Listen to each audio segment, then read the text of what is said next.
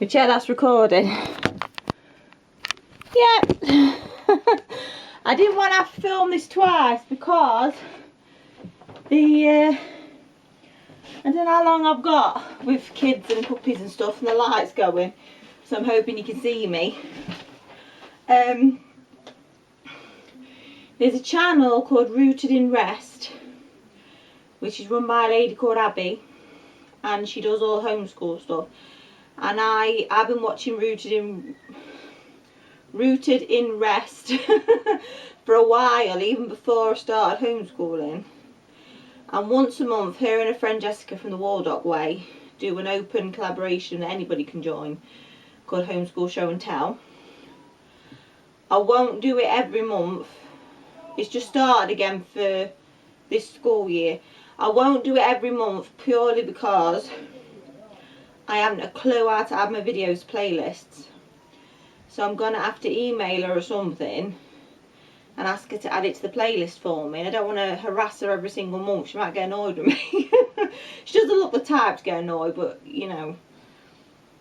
So I'm going to link the playlist below, but my video might not be on it straight away because I'm going to have to contact her and say, please help me put my video on the playlist. It's a different homeschool topic each month, and this one, to kick off this school year of Homeschool Show and Tell open collaborations by Abby at Rooted-in-Rest and Jessica at the WALDOCKWAY, is called Meet the Teacher. So they're all questions about me. So if you have recently subscribed, it'll be helpful, and if you're new here, it'll be helpful because you might not know, you might not know. And if you're here already, then you're used to me droning on. So question 1, introduce yourself. My name's Victoria. I've homeschooled 4 kids in England, and I'm pregnant with number 5. Number 5's coming in October.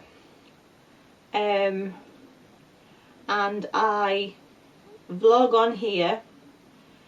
I do pregnancy updates at the moment, a gardening collaboration that runs between March and October, homeschool videos, and family vlogs.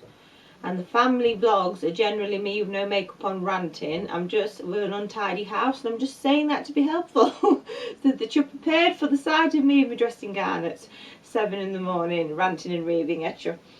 If there's anything else you can say about me. Question number 2. How many years have you homeschooled? Well, my oldest is nearly 11, and he would have started school when he was nearly 5, so about 6 years. Blimey. Question 3. Do you have a homeschool style?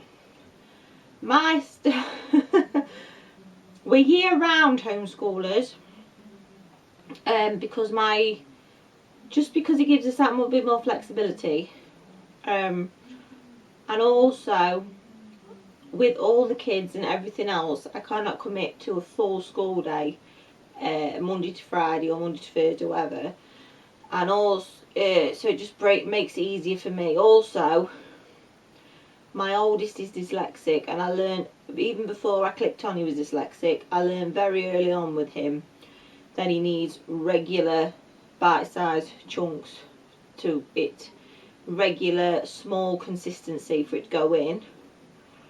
So if I didn't do anything for 6 weeks during summer, or 2 weeks over Easter, or we only did it 3 days a week, long days, he'd lose concentration, get frustrated, and he wouldn't benefit from it. So we do small regular chunks nearly every single day, unless we're on holiday or we're going somewhere, it's a birthday or something. Nearly every single day, small regular chunks. But that's the sit down stuff. I'm a great believer in life learning and learning naturally, which we do all the time. But other than that, my homeschool style is very go with the flow, I would say. Some people call it sloppy. I would say very go with the flow. Question number 4. What is your favourite subject to teach? Without a shadow of a doubt, history. I love history. There's so much history in England, let alone all over the world. It is so much history, and you can teach history in so many different ways. Not just textbooks, but documentaries, period dramas, films, conversations, going out and exploring, read alouds, just general books. You can teach it in so many ways. For instance, my mum lives in the next village, and the next village has got lots of old buildings and old houses in it. And we was just walking down the street, and we was pointing out which houses you could tell were old and which ones were new, and how you could tell. And a lot of the old houses had massive gaps to the side, and I said that's where the horse and cart would have gone in. You could see what I mean. You can just teach it in so many ways, and it can come so naturally like that. History, and I'm a history what's it anyway. I think history's fascinating, but it wasn't fascinating at school. It bored me to death at school. I got into history because my mum did the things I'm doing: conversation, books, films. Just submerge yourself in it that way. And I know it works because I love history now. My mum did that, and I love history now. Question 5, and it's chapter 5 then. Question 5. If you could only choose 3 homeschool tools, what would they be? Books, as in read aloud. Wellies. Wellies for getting out and about for nature study, nature walks and gardening. And kitchen scales for cooking, and you can also use kitchen scales for science experiments as well. See, nothing fancy pants here. Question 6. What inspires you as a teacher? When I first heard this question, what inspires you as a teacher, I was going to say that moment where they get something, or that moment where something lights them up, but I'm not going to say that now.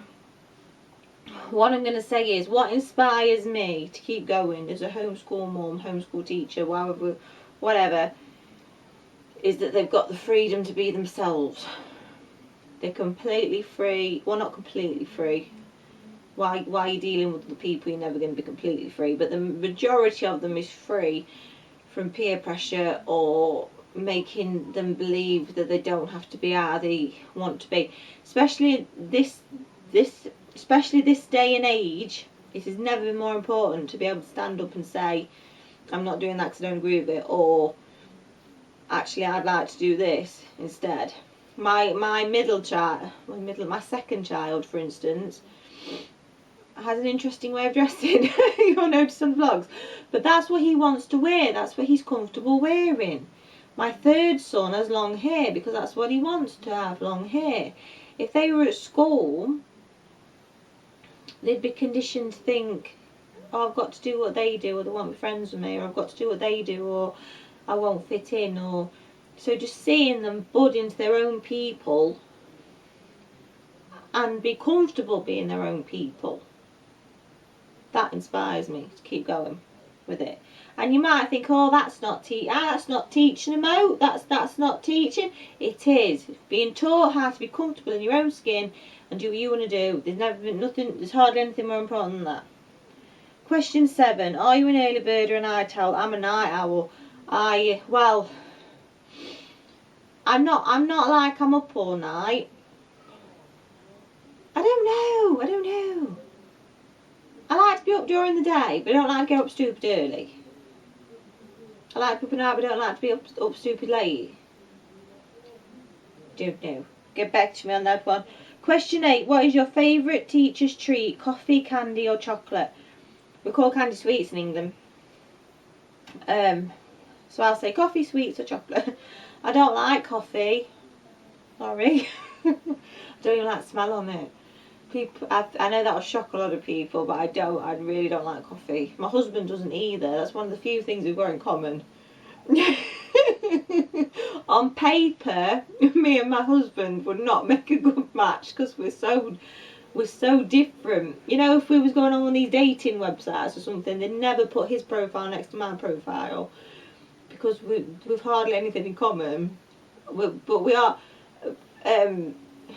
But he, you know, he was gorgeous and he asked me out. But, well, he is gorgeous, but we agree on the important things in life, and one of those is that coffee is horrible. Chocolate. You can tell chocolate's my downfall. Question 9. Do you plan and prep or go with the flow? Go with the flow. I'll plan something if there's an event coming up, like St George's Day or Christmas or what, but I generally go with the flow. I've got enough things on without planning anything, and I've never been very organised, and I've always been rubbish at presentation. I ask all my teachers from my school years. Question 10. Sorry, I wrote it on the back of here and the ink's gone through and I can't. What is something you really enjoy outside of being a homeschooling parent? See, I really enjoy gardening and going for walks, but I include that in my homeschool because nature study, gardening. And I enjoy vlogging and blogging. But I vlog and blog about homeschool, so I'm going to class that as homeschooling as well. So something totally outside of being a homeschool parent. I love writing and I love reading books. I love reading books, fiction that's set way back then, or World War II fiction, or books about weird things like Victorian freak shows and stuff like that. And I love dancing. I was looking. I took part in a couple of shows before lockdown, the first lockdown, and then I was lucky enough to be included in a couple of online dance shows during the lockdown. And I've always loved dancing, but I enjoy it even more as a plus size mum because people think good of you for it, if you know what I mean. And I enjoy it. I enjoy it. What else do I like? Don't know. I have no life outside of my children. Reading, writing, dancing. Oh, I tell you what I do like, canals. I don't know why. I love canals. I really want to go on a narrowboat one day, or have a narrowboat or something. Anyway, if any of that's remotely appealing to you, please subscribe. If you subscribed already, thank you. So I'm going to link the playlist below, but like I say, I might not be on it straight away because I'm going to have to message that I'll be and say, please add me. Ooh. See you next time with a brand new video. Bye bye.